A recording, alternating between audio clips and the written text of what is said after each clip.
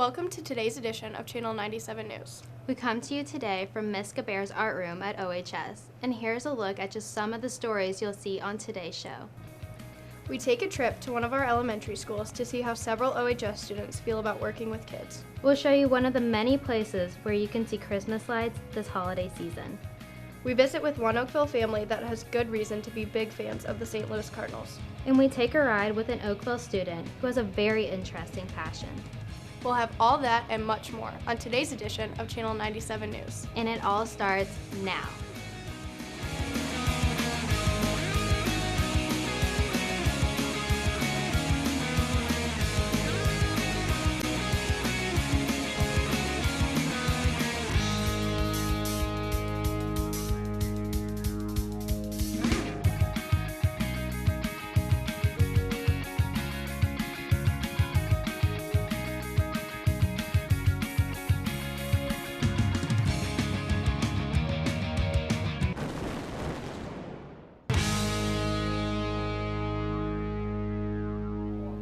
Welcome back to Eyes on the Tigers, Channel 97 News. I'm Jamie Drago. And I'm Melissa Quinones.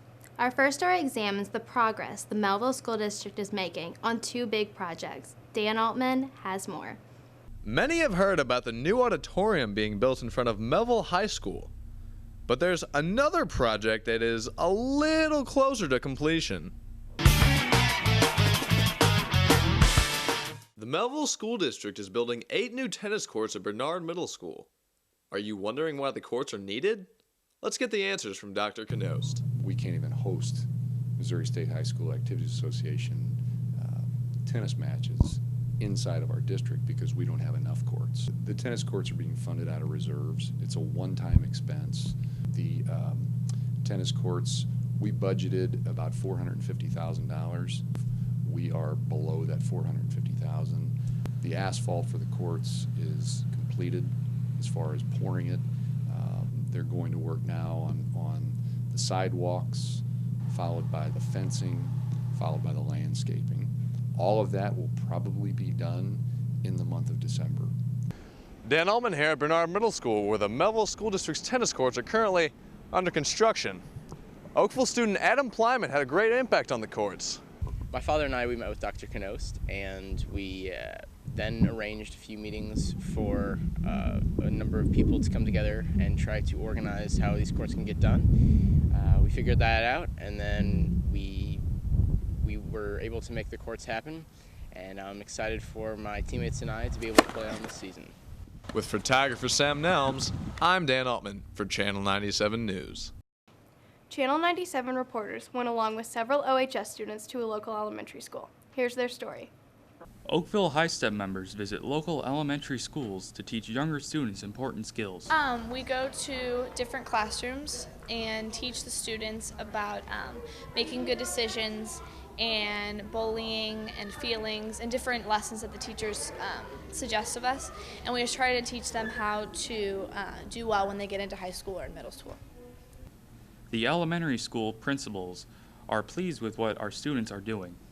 I'm really excited to see our younger students and our 5th grade students here at Forder make direct connections and relationships with students at Oakville High School. But I think not only is it good for our students here at Forder, but I know that it's very powerful for the high school students as well. High Step members are also pleased with what they are doing. I really like being a High Step member because I really like working with the kids, and they always get really into the activities and the lessons that we do. So it's just a lot of fun to see how they react to the lessons that we have. But why exactly do members visit local schools? We just kind of felt like it was just an area of need. That way our high school students could go down and teach our elementary students some just great life skills and hopefully give them the skills needed to avoid peer pressure and drugs and alcohol later on in life. With photographer Joe Keller, I'm Robbie Obradovic for Channel 97 News. There are many places to go during the holiday season to see Christmas lights. Jamie and I show you one display that's pretty wild. If you're looking for something to do over the holidays, you have many options. There's Winter Wonderland in Alton, Santa's Magical Kingdom in Eureka, and Winter Wonderland at Tillis Park. We visited somewhere a little more unique.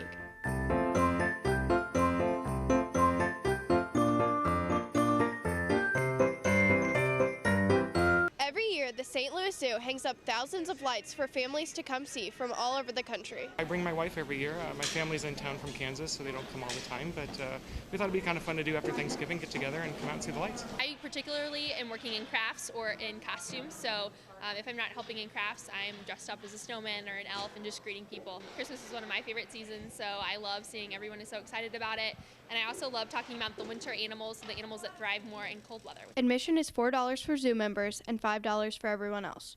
Wild Lights is open Fridays, Saturdays, and Sundays from 5:30 to 8:30 until December 30th.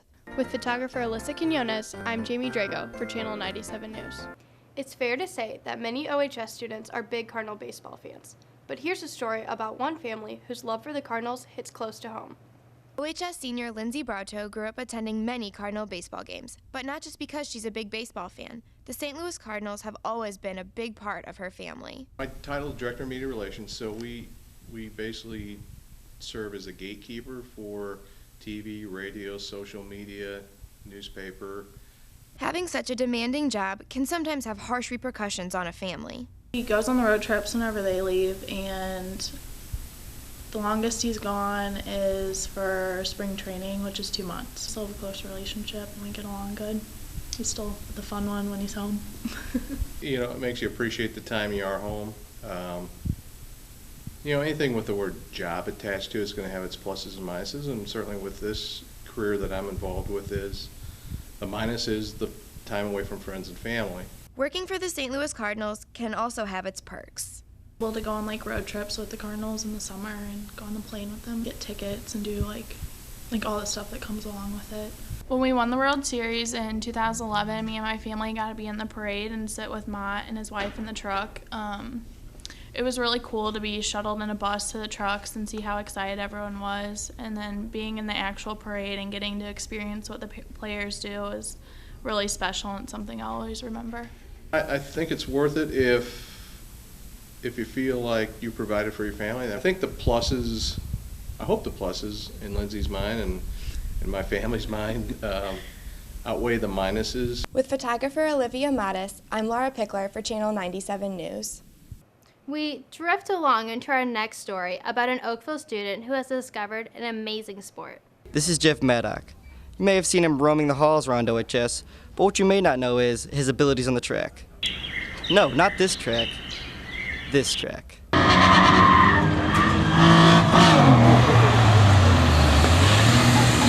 Jeff participates in drifting events around the St. Louis area. Drifting is a motorsport in which some do for competition and others do just for fun. First event was Midnight Madness. We go out Friday nights once a month, and we can drift around in the parking lot and set up cones and barriers.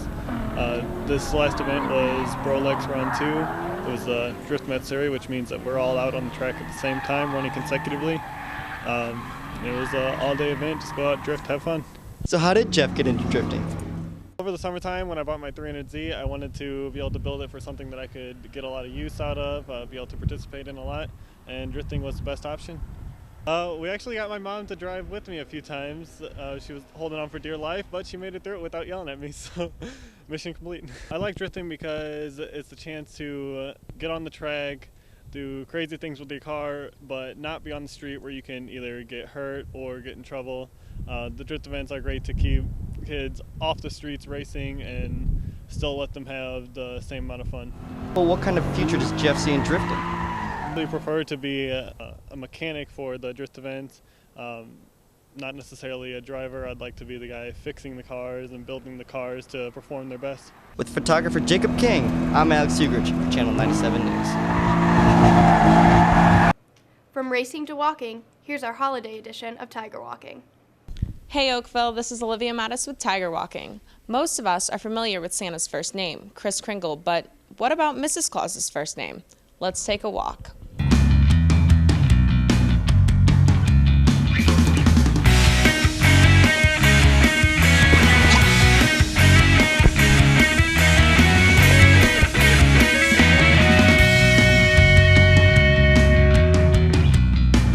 What do you think Mrs. Claus's first name is? Mrs. Claus's first name? Miss. Janet. Mary. Dolores. It's gotta be. I don't know who Mrs. Claus is. Jean. Never thought of this before. God, I don't know. I don't like this. Oh, Mrs. Claus. Okay, I thought you were talking about a teacher. It's probably Rose. Sandy. Sandy Claus. Marisol. Penelope. After doing some research, it turns out that Mrs. Claus has numerous first names, none of which that can be verified. So for now, I guess we'll just keep calling her Mrs. Claus. With photographer Kira De La Fuente, happy holidays, Oakville. Well, that wraps up this edition of Channel 97 News. Thanks for watching.